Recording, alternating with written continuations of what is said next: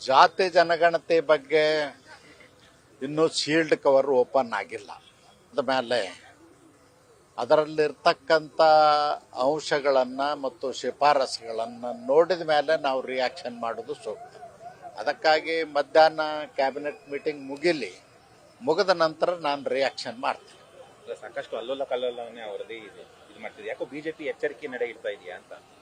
ನಾವು ಎಚ್ಚರಿಕೆ ನಡೆ ಪ್ರಶ್ನೆ ಅಲ್ಲ, ಆ ವರದಿ ಗೌಪ್ಯವಾಗಿರೋದ್ರಿಂದ ನಾವು ಅಡ್ವಾನ್ಸ್ ಆಗಿ ಏನೇನೋ ಹೇಳೋದು ಸರಿ ಆಗೋದಿಲ್ಲ. ಕ್ಯಾಬಿನೆಟ್ ಅಜೆಂಡಾದಲ್ಲಿ ಇದೆ ಸರ್. ಕ್ಯಾಬಿನೆಟ್ ಅಜೆಂಡಾದಲ್ಲಿ ಇರಬಹುದು. ಆ ವರದಿಯನ್ನು ನಾವು ನೋಡ್ಬೇಕಲ್ಲ, ನೋಡಿದ ನಂತರನೇ ರಿಯಾಕ್ಷನ್ ಮಾಡಬೇಕು. ಈಗ ಕಾಂಗ್ರೆಸ್ ಕೂಡ ಜನಾಕ್ರೋಶ ಯಾತ್ರೆಯನ್ನ ಅಂದ್ರೆ ನಿಮ್ಮ ವಿರುದ್ಧ ಅವತ್ತು ಒಂದು ದಿನ ಫ್ರೀಡಂ ಪಾರ್ಕ್ ನಲ್ಲಿ ದೊಡ್ಡ ಹೋರಾಟವನ್ನ ಅಡುಗೆ ಅನಿಲ ದರ ಏರಿಕೆ ಖಂಡಿಸಿ ಮಾಡ್ತಾ ಇದ್ದಾರೆ.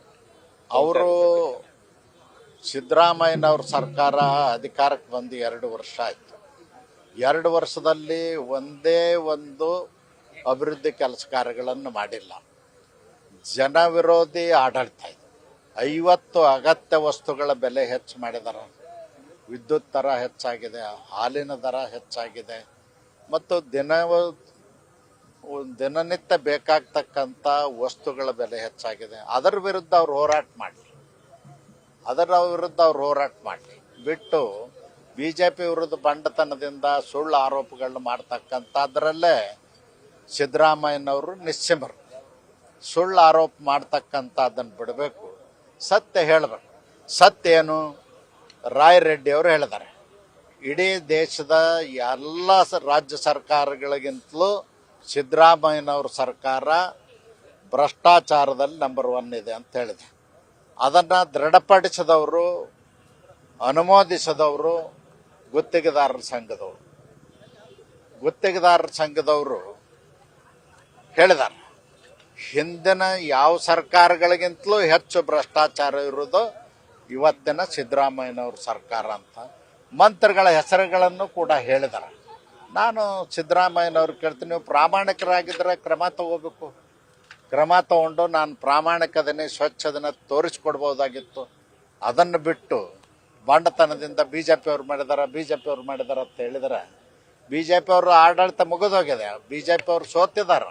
ಜನ ನೀವು ಪ್ರಾಮಾಣಿಕರು, ಸತ್ಯ ಹರಿಶ್ಚಂದ್ರ ತುಣುಕಂತ ನಿಮ್ಮ ಕೈಗೆ ಅಧಿಕಾರ ಕೊಟ್ಟಿದ್ದಾರೆ. ಅದಕ್ಕೆ ನೀವು ಉತ್ತರ ಹೇಳಬೇಕು ಹೊರತು ಹಿಂದಾದಂಥದ್ದನ್ನು ಸುಮ್ಮನೆ ಏನೋ ಸುಳ್ಳು ಹೇಳ್ಕೊಂಡು ಓಡಾಡೋದಲ್ಲ. ಮತ್ತು ನಮ್ಮ ಸಂಸದರು ಎಲ್ಲರೂ ಕೂಡ ಇವತ್ತು ಕೇಂದ್ರ ಸರ್ಕಾರ ಮಾಡಿರ್ತಕ್ಕಂಥ ದೇಶದ ಅಭಿವೃದ್ಧಿ ಮತ್ತು ಜನಪರವಾದಂಥ ಯೋಜನೆಗಳು, ಮುದ್ರಾ ಯೋಜನೆ 50 ಕೋಟಿಗಿಂತಲೂ ಹೆಚ್ಚು ಜನ ಅದರ ಲಾಭವನ್ನು ಪಡ್ಕೊಂಡಿದ್ದಾರೆ. ದೇಶದಲ್ಲಿ ರೈತಾಪಿ ವರ್ಗದವರಿಗೆ 6,000 ರೂಪಾಯಿ ಕೊಡ್ತಕ್ಕಂಥದ್ದು ಮತ್ತು ಆರೋಗ್ಯ ವಿಮೆ ಕೊಡ್ತಕ್ಕಂಥದ್ದು, ಆರೋಗ್ಯ ಯೋಜನೆಯಲ್ಲಿ ಕೊಡ್ತಕ್ಕಂಥದ್ದು, ಇವೆಲ್ಲವನ್ನು ಕೂಡ ನಾವು ಇವತ್ತು ನರೇಂದ್ರ ಮೋದಿಜಿಯವರು ಪ್ರತಿನಿಧಿಯಾಗಿ ಇಡೀ ರಾಜ್ಯದಲ್ಲಿ ಹೇಳುವಂಥ ಕೆಲಸವನ್ನು ಮಾಡಬೇಕಾಗಿದೆ. ಅದನ್ನು ಖಂಡಿತವಾಗಿ ನಾವು ಮಾಡ್ತೀವಿ. ಇದ್ರ ಬಗ್ಗೆ ಭಾಷಣ ಮಾಡಿ. ನ್ಯೂಸ್ ಫಸ್ಟ್ ನಿರ್ಭೀತಿಯಿಂದ ನಿಮ್ಮ ಪರವಾಗಿ.